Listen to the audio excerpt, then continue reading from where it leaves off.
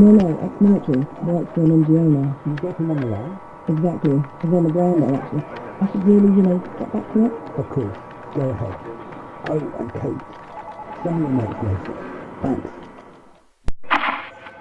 Hello, Nathan? Sorry to keep you waiting. My editor. Where were we? Hey, you were asking about the guy, the one that went back there, the guy that, Ah, that's right. And did you know him well? No, not really. He worked maintenance on our trucks. He was employed by IDAP? No, nothing like that. I mean, he just helped us out a few times. Off-the-book stuff. Guy was a local mechanic. Family business type thing, you know? I see. I remember he had a place on the edge of town, not far from our setup. We'd chat from time to time. He's a nice guy, friendly.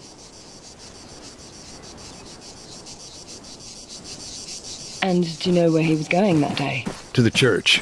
He was going to church? No, don't get me wrong. I mean, that place had been abandoned for almost a year. But he was looking for his brother. At the church? Yeah, there'd been reports of, pretty brutal firefight up there. He'd heard his brother might have been caught up in it. Sure, but... And I'm not quite clear on this. Was his brother still alive? Honestly, I don't know. I don't think he knew either. Seems like he was on his way to find out. So, his brother, he was in the army? Yes and no. It's complicated. You gotta remember it was pretty chaotic back then. Of course. Okay, let's back up a bit. Sure. What complicated the situation? Just the history of it all. His brother had been a recruit in the Altus Armed Forces, boot camp, basic training, you know. Well, this is back when NATO was still keeping the peace. But after U.S. forces pulled out, apparently he deserted. Do you know why? No, just... I know they argued a lot about it.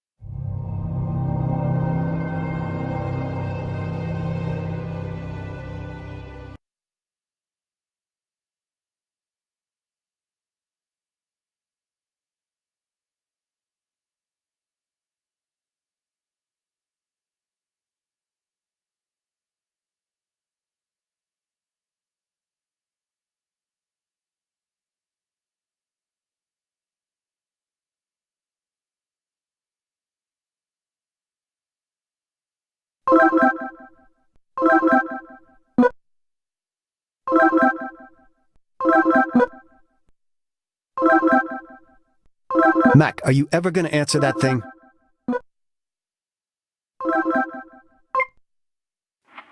Hello, Kate speaking. Hey, sorry about that. Call must have dropped. The network out here is garbage.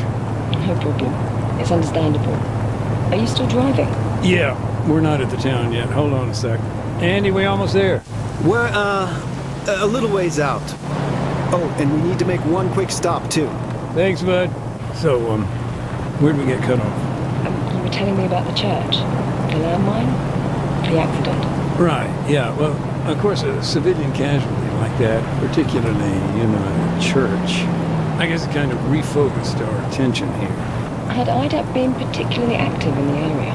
Yeah. I mean, our project had a handful of camps spread across the country. But yeah, I was in the town itself for a few months. It's all different now, though. How so? Well, for one thing, IDAP used to be based right in the heart of Oreo Castro. Of course, this was all pre-war. I remember at that time the local military maintained a checkpoint on the outskirts of town. That was understandable. I mean, the whole area was a kind of Wild West. Big mashup of civilian and guerrilla infrastructure. Disaster waiting to happen, really. I don't know. It's strange to see our camp based there now. Hey, sorry about the holdup. We're on the way now. All right, thanks, Andy. So, what's your role there today? Now, in general, the provision of aid. There was a lot of damage. IDAP fills the gap.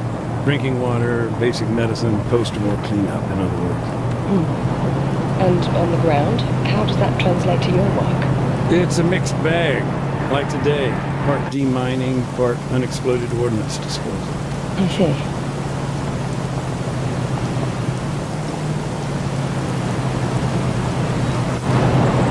Heads up, Mac. Almost there. Got it. Sorry about that. We're arriving now. Give me a sec.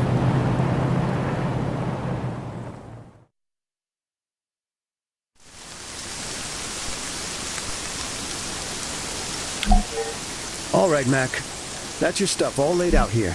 Hold on just a sec, Kate. I need to get set up. Take your time.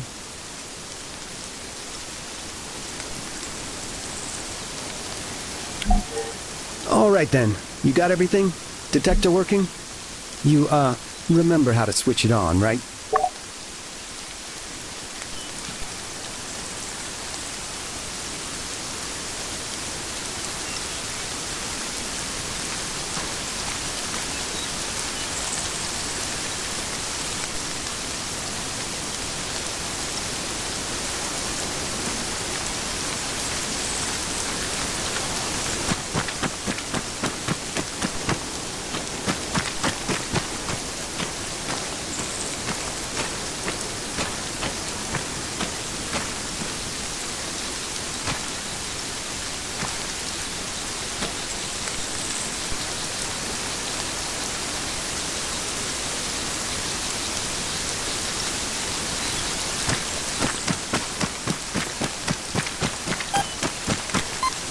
Hey, sorry, I forgot to mention, the demining toolkit, totally forgot to pack it up this morning. That's no big deal. We're just locating the mines for now. Just keep me posted. Are you free to talk, Nathan? Sure. For now, I'm just sweeping the road for mines, getting a lay of the land, you know. The detector lets us see what we're dealing with here. I can work and chat.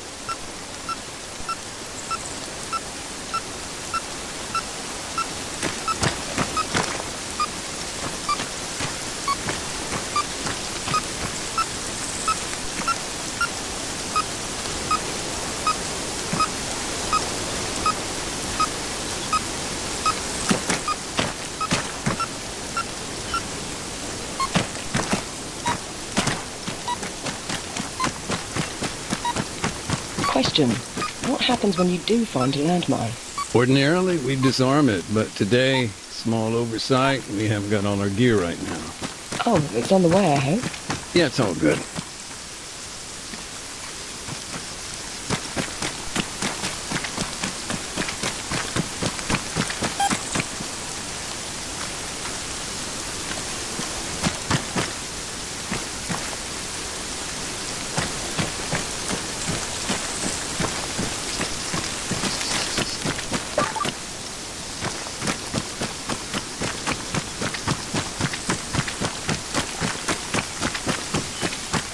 So, since the war's now over, has your own role changed at all?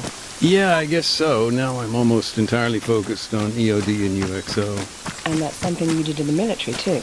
Yeah, that's the thing about mines. War or not, win, lose, they don't go away.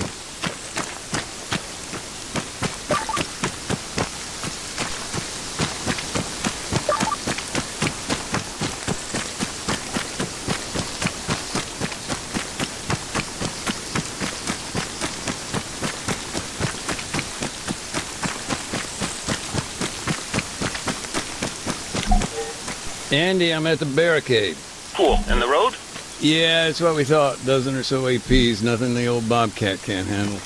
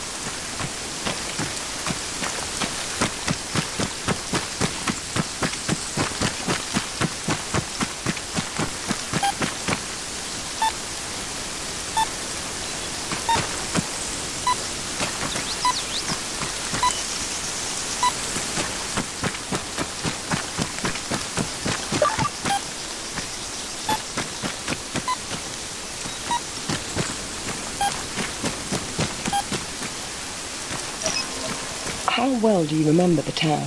You mean before it was destroyed? Vividly.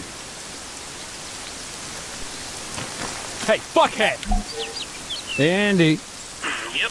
What's up? what's the deal with the church? Can we get in or what? Sorry, Mac.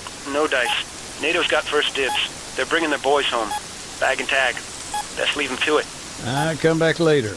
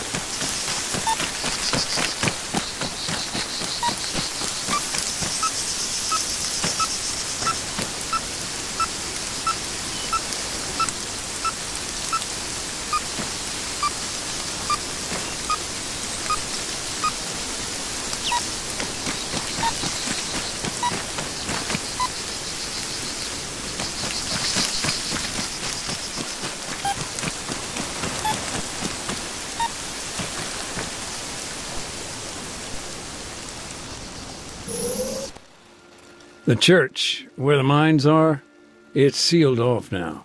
By IDAP? No, NATO. They lost some guys there in the firefight. One of their EODs is helping clear the place. But, he's not exactly moving quickly.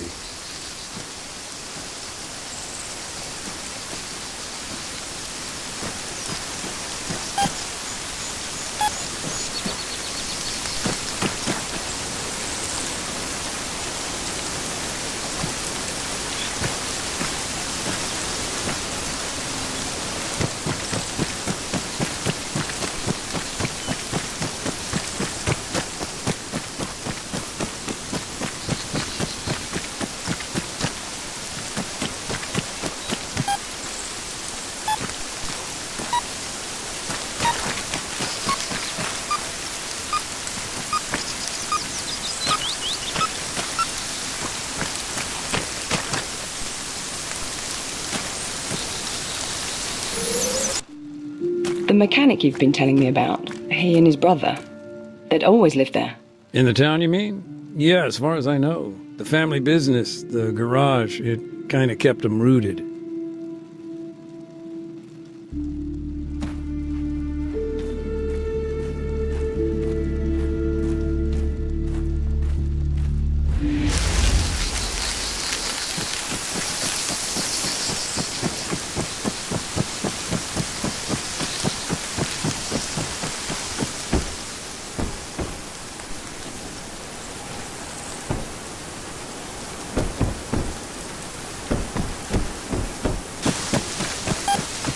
Huh. Where a camp used to be. Anything left? Not much. Few memories, maybe. Just some old boxes here and there. IDAPs. Yeah.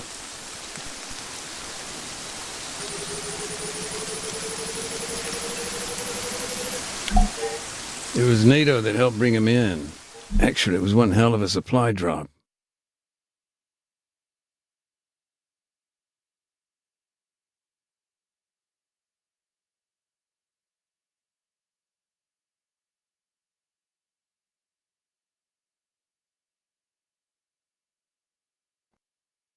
So, the supply drop, this was when exactly? Right around the time we saw the ceasefire starting to break down. Must be more than a year ago now. So, at that time, your camp was in the center of town. Yeah, things were getting pretty desperate, though. I remember we hadn't been resupplied in months. No food, water, medicine. We were used to issues with logistics, but I don't know, in the end it got so bad U.S. forces prepared an airdrop. Not an easy task considering, but those crates, they really were life and death. That's why we needed somebody on the ground. Someone to make sure they came down okay. And who was that?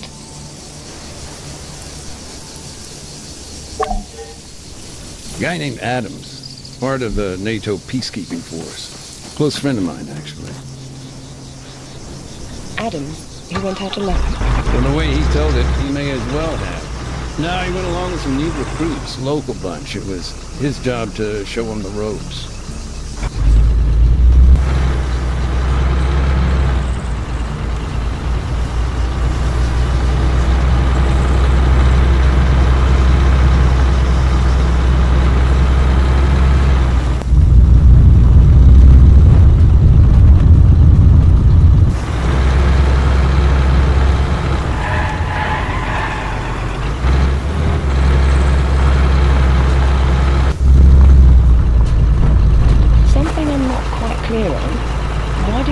Transport the aid themselves. There must have been a reason. Yeah, there was. A couple of weeks previously, guerrillas had ambushed a convoy. It was some dissident group out to sabotage the peace talks in Arma. Anyway, NATO intervened and the whole thing just blew up. A checkpoint was hit. Protesters were fired upon at the MOD. Yes, we were there. 8 a.m. Then you know how bad it got. Our movements were limited by the government. Exactly. And convincing anybody to reassign troops, to escort NGOs, just a total non-starter.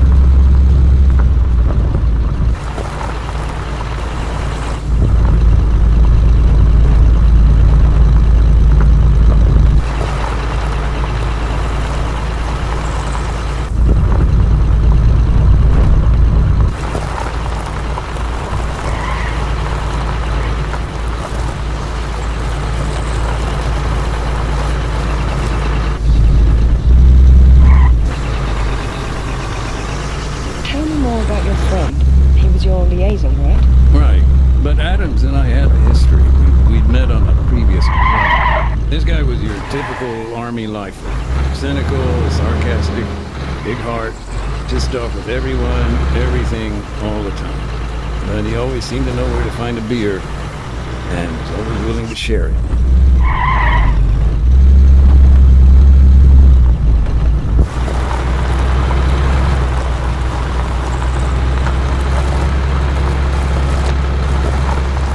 East of the town was a potential drop down on the outskirts of guerrilla territory.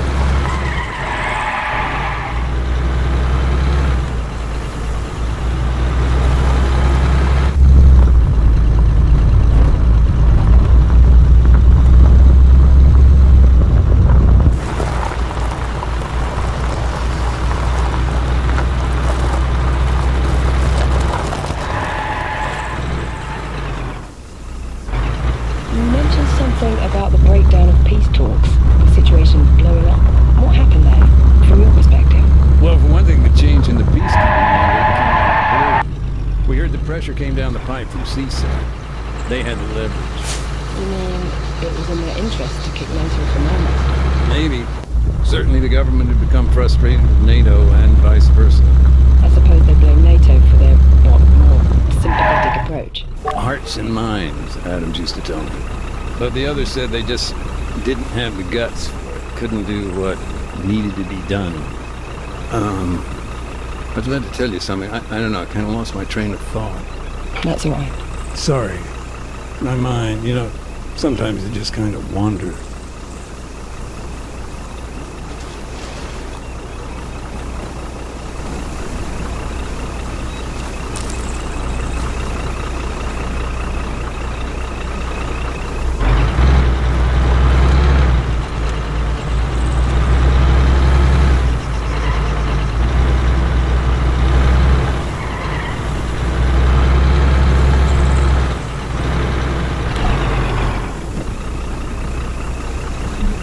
Form wedge.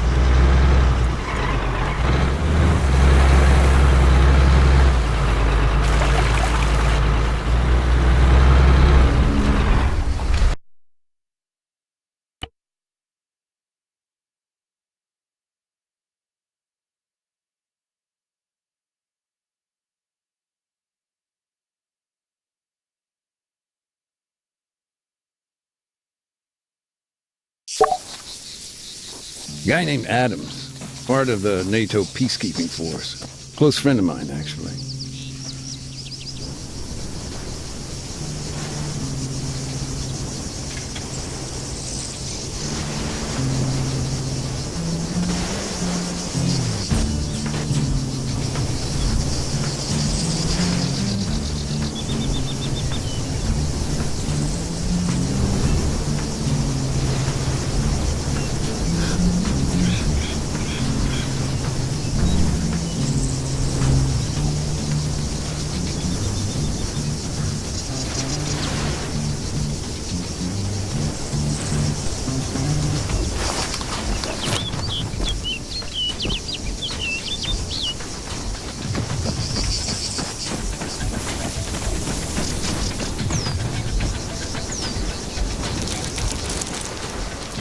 Adams, he went out alone. From the way he told it, he may as well have. No, he went along with some new recruits, local bunch. It was his job to show him the ropes.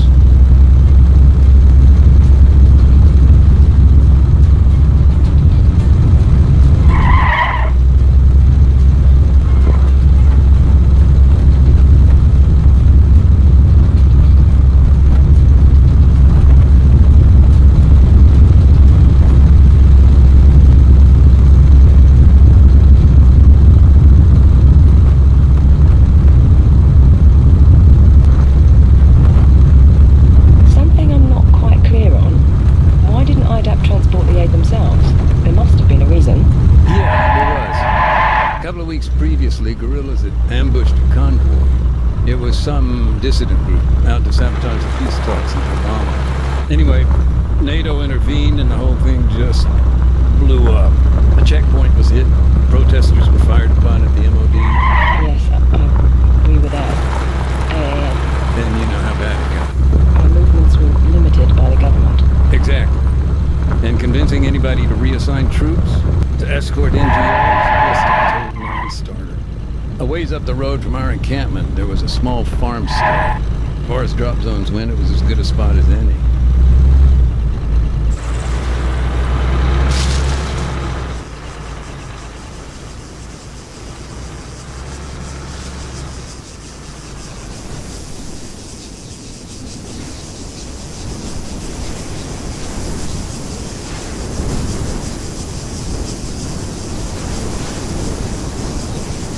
Tell me more about your friend. He was your liaison, right? Right. But Adams and I had a history. We'd met on a previous appointment. This guy was your typical Army lifer. Cynical, sarcastic, big heart, pissed off with everyone, everything, all the time. But he always seemed to know where to find a beer, and was always willing to share it. Off the record, Adams confessed to me that he had, he hit a goat while driving. Didn't give the details, just said the locals went apeshit about it after. But, yeah, don't quote me on that.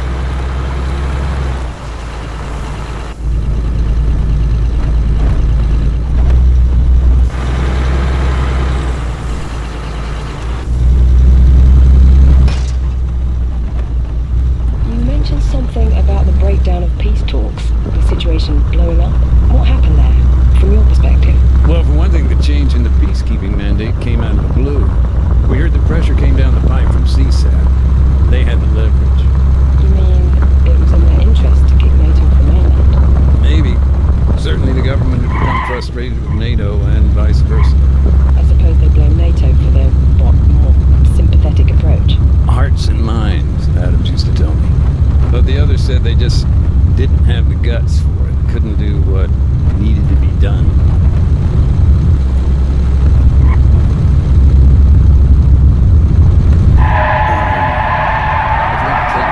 I don't know, I kind of lost my train of thought. That's all right. Sorry. My mind, sometimes it just kind of wandered.